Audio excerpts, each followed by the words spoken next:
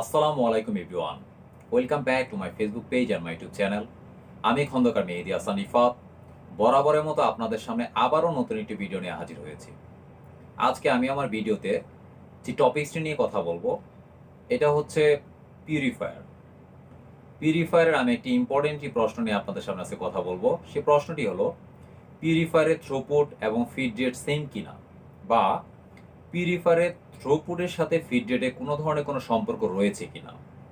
এই বিষয়টি নিয়ে আপনারা অনেক সময় বিভিন্ন পরীক্ষায় বা যে কোনো টাইমে আপনারা এটা নিয়ে কনফিউশনে ভুগে থাকেন। আমার এই ভিডিওটি শেষ হওয়ার আগ পর্যন্ত আপনারা দেখতে থাকুন। আশা করি আমার এই ভিডিওটি দেখতে থাকলে আপনাদের এই ধারণাটি ক্লিয়ার হয়ে যাবে। প্রথমেই আমি আমার পিউরিফায়ারের ফিড রেট নিয়ে কথা বলবো এবং থ্রুপুট নিয়ে কথা বলবো এবং তাদের সংজ্ঞা অনুযায়ী আমি সেগুলো সুন্দর করে বিশ্লেষণ করে বুঝিয়ে দিব।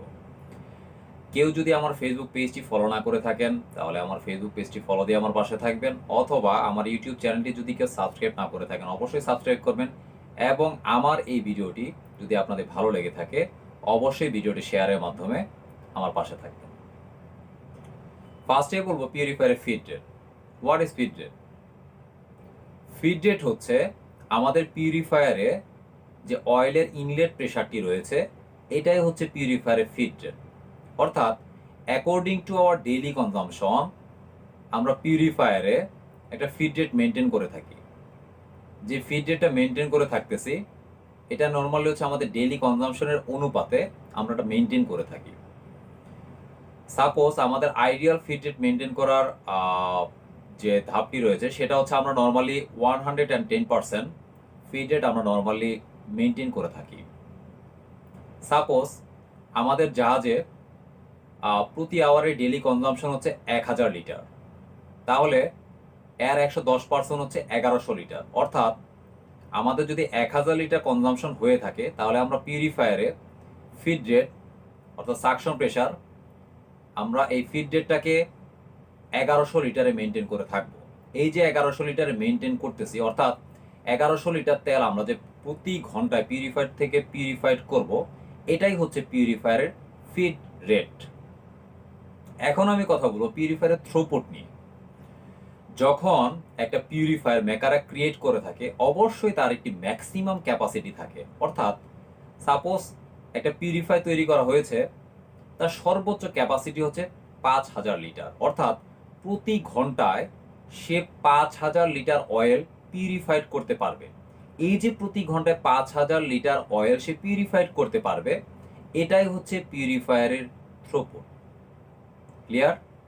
তাহলে পিউরিফায়ারের থ্রুপুট হচ্ছে একটা পিউরিফায়ার যখন মেকাররা ক্রিয়েট করে থাকে তখন তার একটা সর্বোচ্চ বা ম্যাক্সিমাম ক্যাপাসিটি দিয়ে দেয়। অর্থাৎ পিউরিফায়ারের অয়েল পিউরিফাইড করার যে ম্যাক্সিমাম ক্যাপাসিটি সেইটা হচ্ছে পিউরিফায়ারের থ্রুপুট।